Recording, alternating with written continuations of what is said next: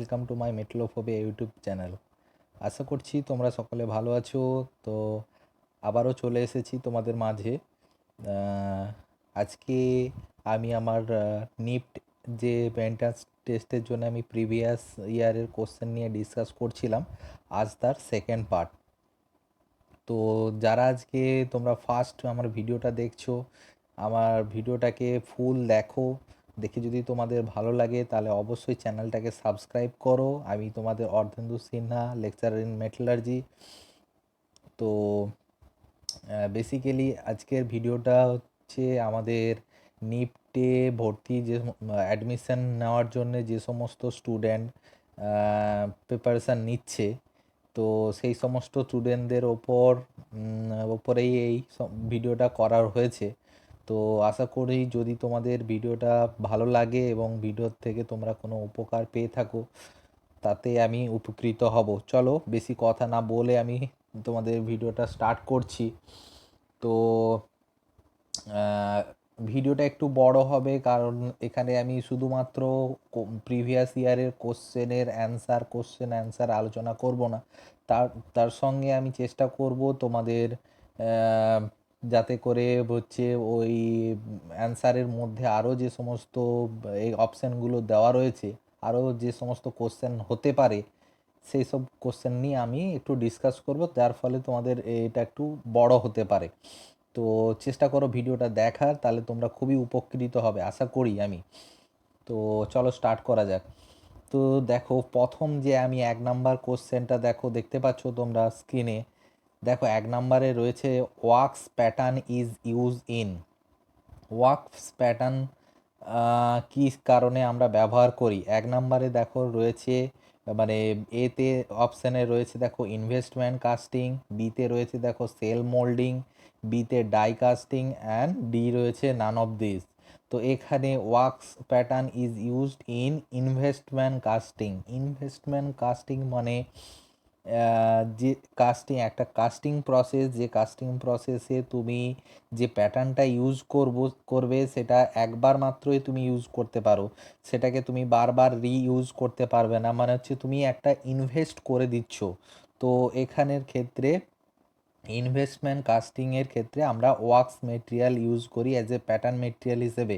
আচ্ছা, দেখো 2 নাম্বার অপশানে যেটা রয়েছে সেল মোল্ডিং, আর দেখো ডাই কাস্টিং। মূলত ডাই কাস্টিংয়ের ক্ষেত্রে আমরা সাধারণত পার্মানেন্ট মোল্ড পার্মানেন্ট প্যাটার্ন আমরা ইউজ করে থাকি, হচ্ছে যেটা মেটালের তৈরি, সাধারণত মেটালের তৈরি হয়ে থাকে ডাই কাস্টিংয়ের ক্ষেত্রে। তাহলে যদি ধরো একটা কোশ্চেন এলো যে ডাই কাস্টিংয়ের ক্ষেত্রে কী ধরনের প্যাটার্ন ইউজ করা হয়, তাহলে সেক্ষেত্রে মেটাল। আর ডাই কাস্টিংয়ের আরেকটা নাম হচ্ছে পার্মানেন্ট কাস্টিং। আচ্ছা, এর পরের কোশ্চেনে চলে যাব। 2 নাম্বারে দেখো রয়েছে the eutectic product in FC system in is called. 1 নাম্বারে অপশানে দেওয়া রয়েছে দেখো পিয়ারলাইট, 2য় নাম্বারে রয়েছে মানে বিতে দেওয়া রয়েছে বাইনাইট, সিতে রয়েছে, সরি এটা সি হবে, সিতে রয়েছে দেখো লেডেবুরাইট, অ্যান্ড ডি হচ্ছে স্ফেরোরাইড। আচ্ছা দেখো 1 নাম্বারে যে রয়েছে, এখানে অ্যান্সার যেটা হবে সেটা হচ্ছে A. Is the right answer. Pearlite যেটা হচ্ছে mixture of ferrite plus cementite, যেটা মিক্সচার হচ্ছে ফেরাইট প্লাস সিমেন্ট। শুধু মিক্সচার বললে হয় না, এটাকে বলতে হয় lamellar mixture of ferrite and cementite. তাহলে হচ্ছে কোশ্চেন আসতে পারে হোয়াট ইজ পারলাইট, তাহলে বলতে পারবে it's a lamellar mixture of ferrite plus cementite. আচ্ছা, এখানে যে বেনাইটটা যেটা দেওয়া রয়েছে, বেনাইটটা হচ্ছে mixture of ferrite plus carbide, যেটার হচ্ছে যেটাতে থাকে আলফা প্লাস এফ এফি 2.4 সি, বা অনেক সময় এটা থাকে এফিএক্স যাই, এটাকে সেই কারণে আমরা কার্বাইড বলে থাকি। আর দেখো সিতে যেটা রয়েছে লেডেবুরাইড হচ্ছে মিক্সচার অফ, এর আগের ভিডিও আমি তোমাদেরকে বলেছিলাম লেডেবুরাইড সম্বন্ধে।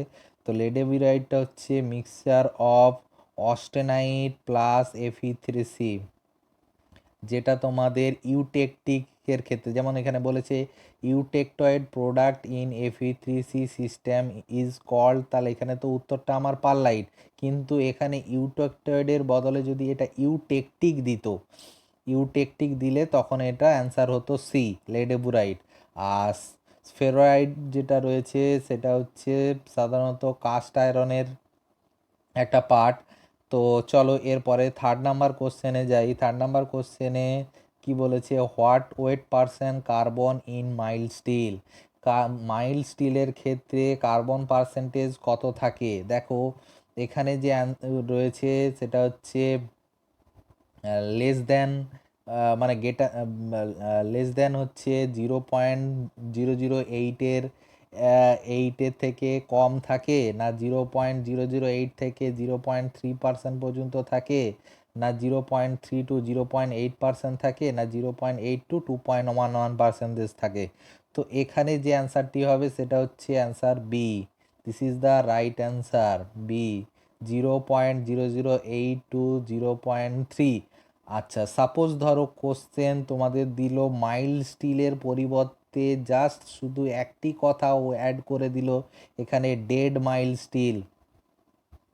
ডেড মাইল্ড স্টিল যখনই হবে তখন কিন্তু 0.3% পর্যন্ত হবে না, তখন সেটা হবে 0.08 থেকে 0.15 পর্যন্ত, সেটাকে বলা হয় ডেড মাইল্ড স্টিল। কারণ আমরা যদি স্টিলটাকে ডিভাইড করি আমরা তিনটে এতে ডিভাইড করি, একটা হচ্ছে low carbon steel, low carbon, medium carbon, আর পুরোটা আমি লিখছি না, মিডিয়াম কার্বন আর একটা হাই কার্বন। আর লো কার্বনের ক্ষেত্রে 0.008 থেকে 0.3% পর্যন্ত আমরা বলি লো কার্বন, 0.3 থেকে 0.65 পর্যন্ত আমরা বলি মিডিয়াম কার্বন, আর হাই হচ্ছে 0.65 থেকে আমরা 1.5 পর্যন্ত আমরা এটাকে বলি হাই কার্বন স্টিল। 0.65 থেকে 1.5 পর্যন্ত আমরা বলি হাই কার্বন স্টিল। তাহলে আমাকে এখানে কোশ্চেন দিয়েছে মাইল্ড স্টিল সম্বন্ধে, তাহলে মাইল্ড স্টিল আমরা উত্তর জানলাম বি। আর যদি তোমাদের এখানে মিডিয়াম কার্বন স্টিল হয় তাহলে সেক্ষেত্রে হবে 0.3 থেকে 0.65। যদি বলতো এটা হাই কার্বন স্টিল তাহলে হতো কি 0.65 থেকে 1.5। তাহলে এখান থেকে আমরা 3-4টে কোশ্চেন জানতে পারলাম। তারপর চললাম পরের কোশ্চেনে। Stainless steel is so called because of it, 1 number high strength, high corrosion resistance, high ductility, আর ব্রিটেলনেস। কিসের জন্যে স্টেনলেস স্টিলটা বেশি পরিমাণ বিখ্যাত বা সেটা হচ্ছে অ্যান্সারটি হচ্ছে হাই করোশন রেজিস্ট্যান্স।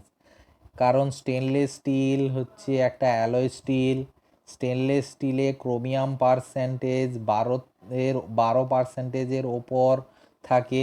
আরেকটা জিনিস তোমাদেরকে বলি, ক্রোমিয়াম পার্সেন্টেজ যদি 10%-এর ওপরে যদি ক্রোমিয়াম পার্সেন্টেজ থাকে তাকে আমরা বলি হাই অ্যালয় স্টিল। তাহলে স্টেনলেস স্টিল একটা high alloy steel, stainless steel একটা হাই অ্যালয় স্টিল। আর যেহেতু ক্রোমিয়াম পার্সেন্টেজটা এখানে বেশি থাকছে তাই ক্রোমিয়াম কার্বাইড তৈরি করার ফলে সেটি হাই করোশন রেজিস্ট্যান্স দিয়ে থাকে। আচ্ছা, এর পরের কোশ্চেন আসছি, the percentage of carbon in grey cast iron is in the range of কি, মানে কার্বন পার্সেন্টেজ কত যদি কাস্ট আয়রনের ক্ষেত্রে, গ্রে কাস্ট আয়রনের ক্ষেত্রে কার্বন পার্সেন্টেজ কত। দেখো ম্যাক্সিমাম যত কাস্ট আয়রন হয়ে থাকে সব কাস্ট আয়রনগুলোই মূলত বলতে পারো প্রো ইউটেকটিক কাস্ট আয়রন। মানে প্রো ইউটেকটিক কাস্ট আয়রন কেন বলছি, আমরা ইউটেকটিকে কার্বন পার্সেন্টেজ কত 4.3 হচ্ছে আমার ইউটেকটিক পয়েন্টে কার্বন পার্সেন্টেজ থাকে। তাহলে তার আগের পর্যন্ত যতগুলো আগে পর্যন্তকে আমরা বলি প্রো ইউটেকটিক। তাহলে দেখো এখানে অপশান দেওয়া রয়েছে 0.25 টু 0.75, এটা তো স্টিলের আন্ডারে চলে এলো, তাহলে কখনো হতে পারে না। কাস্ট আয়রন 1.25 থেকে 1.75, এটাও আমার স্টিলের মধ্যে চলে এলো, কারণ স্টিল তো আপ টু আমরা 2.1 পর্যন্ত আমরা স্টিল ধরি। তাহলে এখানে আবার দেখো এখানে রয়েছে 8 to 10%, আমাদের হতে পারে না 8 to 10%। Maximum solubility of carbon কত? 6.67। ম্যাক্সিমাম সলিবিলিটি অফ কার্বন হচ্ছে 6.67, তাহলে হচ্ছে আমার অ্যান্সার হবে এখানে কত? 3 to 4। তাহলে C is the right answer, C is the right answer. তারপরে কি বলেছে? Bell metal comprise of, bell মেটালটাকে কি বলা হয়? বেল মেটাল এখানে অ্যান্সার দেওয়া রয়েছে, দেখো এতে দেওয়া রয়েছে 75% কপার, 25% জিঙ্ক। বিতে দেওয়া রয়েছে 75% কপার, 25% নিকেল। আচ্ছা, কপার আছে 75%, এসএন আছে 25%। ডিতে দেওয়া রয়েছে দেখো 75% নিকেল, 25% জিঙ্ক। অ্যান্সার হবে দেখো C, C is the right answer. কেন C right answer? Bell metal বলা হয় সেই সব মেটেরিয়ালকে, যে মেটাল মেটাল যেটা হচ্ছে কপার টিন দিয়ে, মানে ব্রাশ, আমাদের যে বেল তৈরি হয় সাইকেলের বেল, সেটা হচ্ছে কপার টিনের অ্যালয় দিয়ে তৈরি হয়। তো এটার অ্যান্সার হলো সি। এরপরে চলে যাব আমরা 7 নাম্বার কোশ্চেনে। দেখো 7 নাম্বার কোশ্চেনে কি বলছে? Solder is an alloy comprising of tin and copper, tin and lead, tin and copper and none of this. দেখো solder is a alloy of, soldering করার জন্য যে শোল্ডারটা লাগে, সেই শোল্ডারটা তৈরি হয়ে থাকে টিন অ্যান্ড লেড। আরেকটা কোশ্চেন আছে এখানে, সোল্ডারিংয়ের টেম্পারেচার কত হয়ে থাকে? 420 থেকে বেশি হয় না। ব্রেজিং যদি বলে থাকে কোশ্চেন, তাহলে অ্যাবাভ 420, আর সোল্ডারিং বললে বিলো 420। আচ্ছা, যে অ্যালয়টি ইউজ করা হয় সেটা হচ্ছে টিন লেড। কেন বলো তো? কারণ হচ্ছে টিন আর লেডের মেল্টিং পয়েন্টটা 420 থেকে নিচেই হয়ে থাকে। আচ্ছা, এর পরের কোশ্চেন আমরা চলে যাব, mechanical property of steel are improve by adding. Mechanical property of steel are improve by adding কি কি হতে, দেখো অপশন দেওয়া রয়েছে সিলিকন অ্যান্ড ক্রোমিয়াম। বিতে দেওয়া রয়েছে দেখো নিকেল অ্যান্ড ভ্যানাডিয়াম। সিতে দেওয়া রয়েছে দেখো সালফার, লেড অ্যান্ড ফসফরাস। আর ডিতে দেওয়া রয়েছে দেখো অ্যালুমিনিয়াম। তো অ্যালুমিনিয়াম, এখানে অ্যালুমিনিয়াম, স্টিলের মধ্যে অ্যালুমিনিয়াম ইউজ করা হয় একটা ডিঅক্সিডাইজার হিসেবে ইউজ করা হয় অ্যালুমিনিয়াম। এছাড়াও সিলিকনটাকে ডিঅক্সিডাইজার হিসেবে ইউজ করা হয়।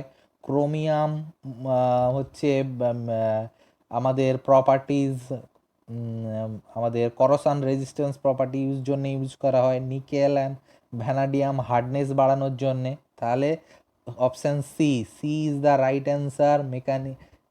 ম্যাশিনিং property of steel, machining property, স্টিলের ম্যাশিনিং প্রপার্টিটাকে বাড়ানোর জন্যে আমরা সালফার, লেড অ্যান্ড ফসফরাসটাকে ইউজ করে থাকি। এরপরে কোশ্চেনে চলে আসবো, which is the high which is the melting point মানে 2000-এর থেকে বেশি। আর এখানের মধ্যে নন ফেরাসের মধ্যে মেটেরিয়ালটা হতে হবে নন ফেরাসের মধ্যে। দেখো এখানে নন ফেরাস যে মেটেরিয়ালগুলো দেওয়া রয়েছে সেগুলো বলছি, দেখো টাংস্টেন, এর মধ্যে কে হচ্ছে 2000-এর উপরে টেম্পারেচার। টাংস্টেন টেম্পারেচার কত? 3422 ডিগ্রি টেম্পারেচার হয়ে থাকে। আর বেরিলিয়ামের টেম্পারেচার হয়ে থাকে প্রায় 1287। ইউরেনিয়াম 1150 সামথিং, 1150-র কাছাকাছি। জার্মেনিয়াম সেটাও প্রায় 900 সামথিং টেম্পারেচার হয়ে থাকে, 938 সামথিং এরকম টেম্পারেচার হয়ে থাকে। তো এখানে সব থেকে বেশি তাহলে কি হচ্ছে? টাংস্টেন, যার টেম্পারেচার 2000-এর ওপর। তাই এখানে তাহলে আমরা জানতে পারলাম কি টাংস্টেন, যার টেম্পারেচার সব থেকে বেশি। এরপরের কোশ্চেন চলে আসবো, সরি,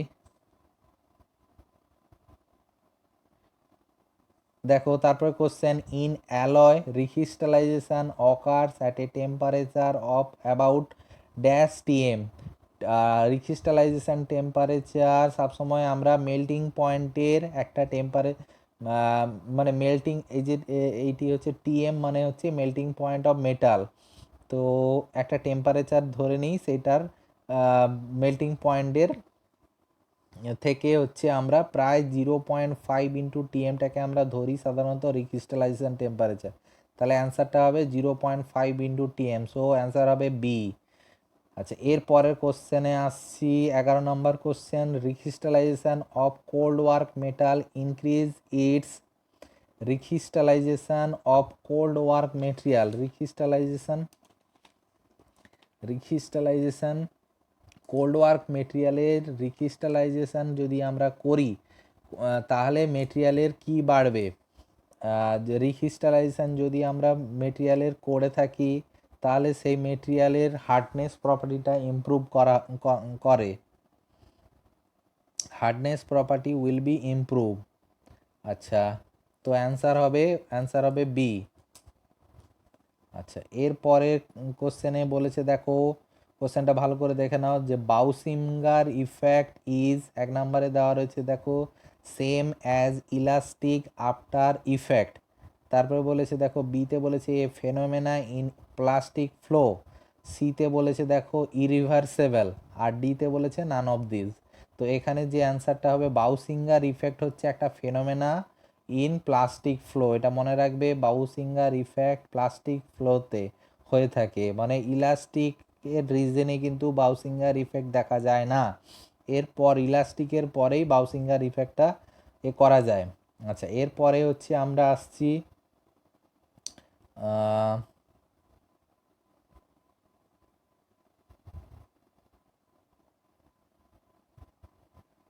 আচ্ছা, এরপরে আমরা আসছি 13 নম্বর কোশ্চেনে, দেখো mechanism that produced elastic after effect is called, the mechanism that produce elastic after effect is, এটার অ্যান্সার হচ্ছে slip. The mechanism that produced elastic after effect is called slip. আচ্ছা, 14 নম্বরের অ্যান্সারটা দেখো, cold working of metal reduce its cold working, যদি আমাদের মেটেরিয়ালের cold working করা হয় তাহলে ইট রিডিউস, কি রিডিউস করবে? কোনো মেটেরিয়ালের কোল্ড ওয়ার্কিং করা হলে রিডিউস হয় ডাকটিলিটি অ্যান্ড প্লাস্টিসিটি, কারণ কোনো একটা মেটেরিয়ালকে যখনই আমরা কোল্ড ওয়ার্কিং করি তখন তার hardness property, yield strength, ultimate strength এসবগুলো ইনক্রিজ করে যায়। যদি তাহলে দেখো হার্ডনেস যদি ইনক্রিজ হয়, এসবগুলো ইনক্রিজ হবে, obviously ductility and plasticity decrease করবে। তাহলে এখানে বলে রিডিউস হবে, তাহলে হচ্ছে option A is the right answer. Option A is the right answer. তো এর পরের কোশ্চেনে দেখো বলেছে deformation in polycrystalline cubic material take place. Deformation in polycrystalline cubic material take place, deformation ঘটে পলিক্রিস্টালাইন কিউবিক মেটেরিয়াল। পলিক্রিস্টালাইন দেখো দু ধরনের ক্রিস্টাল দেখা যায়, একটা হচ্ছে সিঙ্গেল ক্রিস্টাল আর একটা পলিক্রিস্টাল। সিঙ্গেল ক্রিস্টাল কোনটাকে বলা হয়? যে ক্রিস্টাল স্ট্রাকচারে কেবলমাত্র অর্ডার, যার মধ্যে ইনফিনিটিভ অর্ডার থাকে, আর হচ্ছে পলিক্রিস্টাল হচ্ছে কি হবে, যার মধ্যে আলাদা আলাদা গ্রেনস হবে, আলাদা আলাদা অনেকগুলো গ্রেনস হবে। তাহলে সেই ক্ষেত্রে ডিফরমেশান কিভাবে হচ্ছে, ওর মধ্যে ডিফরমেশানটা কিভাবে হয়? অ্যান্সারে দেখো অপশান দেওয়া রয়েছে, এ রয়েছে স্লিপ, বি রয়েছে টুইনিং, সি হচ্ছে বোথ এ অ্যান্ড বি, আর ডি হচ্ছে নাইদার এ অর বি। এখানে অ্যান্সারটা হবে both A and B. Twinning or slip এই দুটো প্রসেসের সাহায্যেই পলিক্রিস্টালাইন মেটেরিয়ালে ডিফরমেশানটা হয়ে থাকে। তাহলে অ্যান্সার হবে ডিফরমেশান বোথের ক্ষেত্রে, মানে স্লিপ অ্যান্ড টুইনিংয়ের বোথের ক্ষেত্রেই হয়। আচ্ছা, fully deoxidize steel is called. Deoxidize steel মানে আমরা যখন মেটেরিয়ালটা, যখন আমরা পিগ আয়রনটা ব্লাস্ট ফার্নেস থেকে পেয়ে থাকি, সেই পিগ আয়রনকে যখন আমরা কাস্টিং করি, যেটাকে আমরা ইনগোট কাস্ট বলে থাকি, ইনগোট কাস্টিং করার সময় যদি আমরা অক্সিডাইজিং ডিঅক্সিডাইজিং মেটেরিয়াল যেমন অ্যালুমিনিয়াম, সিলিকন, এগুলো তো ডিঅক্সিডাইজিং মেটেরিয়াল, এইসব অ্যালুমিনিয়াম, সিলিকনকে যদি আমরা অ্যাপ্লাই না করে থাকি, তাহলে মেটেরিয়ালের মধ্যে দেখা যায় অক্সিজেনের পরিমাণ বেশি থাকে। তাহলে সেই ধরনের স্টিলকে বলা হয় রিমিং স্টিল, যের মধ্যে অক্সিজেনের পরিমাণ বেশি। আচ্ছা, আচ্ছা, এখানে বলেছে কোশ্চেনটা যেটা ফুললি ডিঅক্সিডাইজ মানে হচ্ছে অক্সিজেনটাকে কমিয়ে দিয়েছে। তাহলে কি হবে, এই অ্যালুমিনিয়াম সিলিকন দেওয়ার ফলে অক্সিজেনটা কমে গিয়ে যে স্টিলটা তৈরি হয় তাকে বলা হয় কিল স্টিল। তাহলে ফুললি ডিঅক্সিডাইজ তাকে বলবো কিল স্টিল। যদি কিছুটা পরিমাণ অক্সিজেন থাকে আর কিছুটা পরিমাণ অক্সিজেন মানে অক্সাইড বার করে দিতে পারি with the help of aluminium silicon, তাকে আমরা বলবো সেমি স্কিল স্টিল। মানে কিছুটা থাকলে সেমি স্কিল স্টিল, পুরোটা হলে স্কিল স্টিল। আর একদম যদি কিছু না অক্সিডাইজ মানে ম্যাক্সিমামটাই অক্সিডাইজ অবস্থায় থাকে, ডিঅক্সিডাইজ একদম যদি না করি, তাহলে আমরা সেটাকে রিম স্টিল বলি থাকি। আচ্ছা, segregation is maximum. Segregation is maximum হচ্ছে দেখা যায় কিল স্টিলের ক্ষেত্রে। কিল স্টিলের ক্ষেত্রে সেগ্রিগেশনটা অক্সিজেনটাকে তো আমরা বার করে দিই, কিন্তু হচ্ছে কি ধাতু মেটেরিয়াল যেসব ইমপিউরিটি মেটেরিয়ালগুলো থাকে সেগুলো এর মধ্যে সেগ্রিগেট করার চান্সটা বেশি থাকে। তো segregation is maximum in skill steel. আচ্ছা, ভিডিওটা একটু বড় হচ্ছে, চেষ্টা করো, কারণ তোমাদের জন্যেই ভিডিওটা যত তাড়াতাড়ি হচ্ছে তোমাদেরকে জিনিসগুলো তোমাদেরকে দেবো, তত তোমরা তাড়াতাড়ি জিনিসটার উপর প্রিপারেশান নিতে পারবে। তাই হচ্ছে একটু ভিডিওটা লম্বা হলেও ভিডিওটা একটু চেষ্টা করো দেখার, একটু টাইম নষ্ট করে। 18 নাম্বার কোশ্চেনে কি বলেছে, oxygen to acetylene ratio in case of oxidizing flame. দেখো, গ্যাস গ্যাস ওয়েল্ডিংয়ের ক্ষেত্রে তিনটে ফ্লেম দেখা যায়। একটা হচ্ছে কি নিউট্রাল ফ্লেম, এন দিয়ে প্রকাশ করলাম। দ্বিতীয়টাকে বলা হয় অক্সিডাইজিং, ও দিয়ে প্রকাশ করলাম। তৃতীয়টাকে বলা হয় রিডিউসিং ফ্লেম, আর দিয়ে প্রকাশ করলাম। দেখো, অক্সিডাইজিং ফ্লেম নিউট্রাল ফ্লেমে অক্সিজেন অ্যান্ড অ্যাসিটিলিনটাকে দেওয়া হয় 1:1। অক্সিজেন দেখো, অক্সিডাইজিং মানে কি অক্সিজেনের মাত্রাটা বেশি, তাহলে হচ্ছে এটা থাকে 1.5, অক্সিজেনটা 1.5 আর অ্যাসিটিলিনটা 1%। তাহলে এখানে কি বলেছে অক্সিডাইজিং ফ্লেমে, তাহলে এখানে রেশিওটা কি বলেছে অক্সিজেন টু অ্যাসিটিলিন। তো অ্যান্সার হবে কি, অ্যান্সার হবে বি। তাহলে B is the right answer. আর রিডিউসিং ফ্লেম হলে কি হবে, রিডিউসিং ফ্লেম তাকে বলবো যেটার মধ্যে অ্যাসিটিলিনের মাত্রাটা বেশি হবে। যদি অ্যাসিটিলিন যদি ধরো 1.5 আর অক্সিজেন 1% থাকে, তখন সেটাকে বলা হয় রিডিউসিং ফ্লেম। ওকে, এরপরে চলে আসবো, TIG is specially used for in welding in which welding in which materials welding, মানে কোন মেটেরিয়াল ওয়েল্ডিংয়ের ক্ষেত্রে টিগ ওয়েল্ডিংটা স্পেশালি ইউজ করা হয়, সেটা হচ্ছে কাস্ট আয়রন। টিগের ফুল ফর্ম অনেক সময় জিজ্ঞেস করে, tungsten inert gas welding. Inert gas কি ইউজ হয়, ইউজ হয় আর্গন। আর্গন গ্যাসটাকে আমরা ইনার্ট গ্যাস হিসেবে ইউজ করতে পারি। আর্গন, নিয়ন, এসব গ্যাসকে আমরা যেগুলো হচ্ছে আমরা ওই এরিয়াটাকে যেখানে ওয়েল্ডিং করবে সেটাকে ইনার্ট করার জন্য আমরা ব্যবহার করে থাকি। আচ্ছা, এর পরের কোশ্চেনে আমরা চলে যাব। পরের কোশ্চেন বলেছে strain is define as the ratio of. স্ট্রেনটাকে কীভাবে ডিফাইন করব, দেখো, স্ট্রেন আমরা বলি একটা মেটেরিয়ালকে যখন আমরা টেনসাইল লোড দিই তখন কী হবে, লোডটা মেটেরিয়ালটা ইনক্রিজ করে। ধরো ইনিশিয়াল লেন্থ ছিল L0, ফাইনাল লেন্থ হলো L, তাহলে হচ্ছে ইলংগেশনটা কত, L-L0। আর স্ট্রেনটা প্রকাশ করা হয় কি ইলংগেশন ডিভাইডেড বাই, মানে চেঞ্জ ইন লেন্থ, এটাকে চেঞ্জ ইন লেন্থ বলা হয়, ডিভাইডেড বাই ইনিশিয়াল লেন্থ। তাহলে এখানে দেখো অপশান দেওয়া রয়েছে, দেখো প্রথমে দেওয়া আছে change in volume, to original volume, change in length to original length, change in cross sectional area to initial cross sectional area। R D নাম্বারে রয়েছে দেখো, ডি নাম্বারে নান অফ দিস রয়েছে। আচ্ছা তাহলে অপশানটা হবে বি, চেঞ্জ ইন, এখানে দেখো change in length L minus L zero divided by L zero.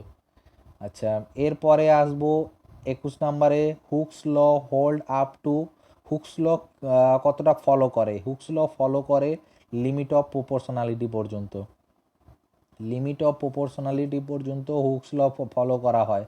তারপর হচ্ছে ইলাস্টিক পয়েন্ট, তারপর হচ্ছে ইল পয়েন্ট। তাহলে লিমিট অফ, তাহলে এখানে অ্যান্সার হচ্ছে কি B, B is the right answer. আচ্ছা এরপরে চলে যাব পরের কোশ্চেনে। পরের কোশ্চেন বলেছে Young modulus is define as the ratio of, Young মডিউলাসটাকে ডিফাইন করা হয় কিভাবে? অপশান এ দেওয়া রয়েছে volumetric strain divided by volumetric stress divided by volumetric strain. তারপরে দেওয়া রয়েছে দেখো lateral stress by lateral strain. তারপরে দেওয়া রয়েছে দেখো longitudinal stress and longitudinal strain. আর তারপরে রয়েছে দেখো stress, shear stress to shear strain. আচ্ছা এখানে বলেছে কোশ্চেনটা কি বলেছে, ইয়ং মডিউলাস। আচ্ছা ইয়ং মডিউলাসটাকে কোনটাকে বলা হয়? আমরা যখন স্ট্রেস স্ট্রেন ডায়াগ্রাম পড়েছিলাম, এই সাইডে আমরা স্ট্রেস ধরি, এই সাইডে আমরা স্ট্রেন ধরি।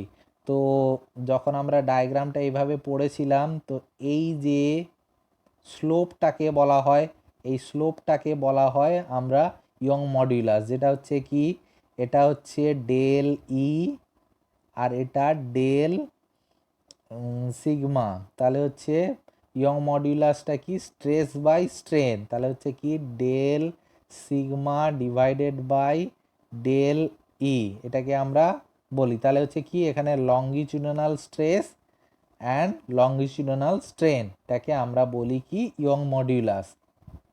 আচ্ছা ইয়ং মডিউলাস দেখো দুটোই হচ্ছে দুটো কি stress by stress divided by strain, stress.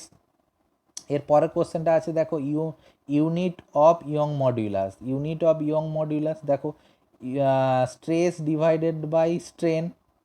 স্ট্রেসের হচ্ছে কি, স্ট্রেসটাকে আমরা লোড হিসেবে স্ট্রেস মানে আমরা কি জানি, আচ্ছা ইয়ং স্ট্রেস মানে আমরা লোড ডিভাইডেড বাই এরিয়া। আর স্ট্রেনটা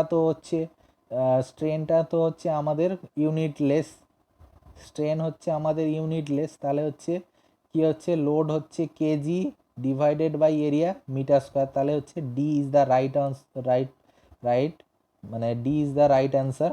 আচ্ছা তোমাদেরকে আরেকটা জিনিস বলতে ভুলে গেলাম, সেটা হচ্ছে কি ইয়ং মডিউলাসের ক্ষেত্রে বলেছে longitudinal stress divided by C অ্যান্সারটা কারেক্ট ছিল, কিন্তু ইয়ং মডিউলাসের পরিবর্তে যদি বলতো এখানে শেয়ার মডিউলাস হলে তখন কিন্তু রাইট অ্যান্সার হতো D, share stress to shear strain. আচ্ছা একটু খেয়াল রাখবে এগুলো। আচ্ছা এরপরে কোশ্চেনটা দেওয়া রয়েছে দেখো deformation per unit length in the direction of force is known as, মানে বলেছে ডিফরমেশন পার ইউনিট লেন্থে যে ডিফরমেশনটা হয় in the direction of force is known as linear strength. এটা সবসময় মনে রাখবে, লিনিয়ার স্ট্রেংথকে বলা হয় deformation per unit length in the direction of force. আচ্ছা আজকে তোমাদের সঙ্গে একটু বেশি আলোচনা করলাম, 24টা মতন আজকে কোশ্চেন আলোচনা করলাম। এটা হচ্ছে তোমাদের নিফটের 2019 কোশ্চেন নিয়ে আলোচনা করলাম। আরও আমার নেক্সট ভিডিওতে আমি আরও যে সমস্ত মেটালার্জির কোশ্চেনগুলো হচ্ছে নিফটে 2019 এসেছিলো সেগুলো নিয়ে আলোচনা করব। যদি তোমাদের এই ভিডিওটা ভালো হয়ে থাকে, ভালো লেগে থাকে, তাহলে অবশ্যই চ্যানেলটাকে সাবস্ক্রাইব করো। যদি তোমরা চ্যানেলটাকে সাবস্ক্রাইব না করো তাহলে আমি অতটা মোটিভেট হব না। তো চেষ্টা করো, আমি বুঝতে পারবো না তোমরা এর মাধ্যমে উপকৃত হচ্ছ কি না। তো যদি তোমরা সাবস্ক্রাইব করো তাহলে বুঝতে পারো, লাইক করো, কমেন্ট করো, তাহলে বুঝতে পারবো। তো আশা করছি তোমরা এই ভিডিওটা দেখে তোমাদের আশা করছি ভালো লাগবে। তো চলো আজকের মতন বিদায় নিচ্ছি, আবার নেক্সট ভিডিওতে দেখা হবে। Thank you for watching.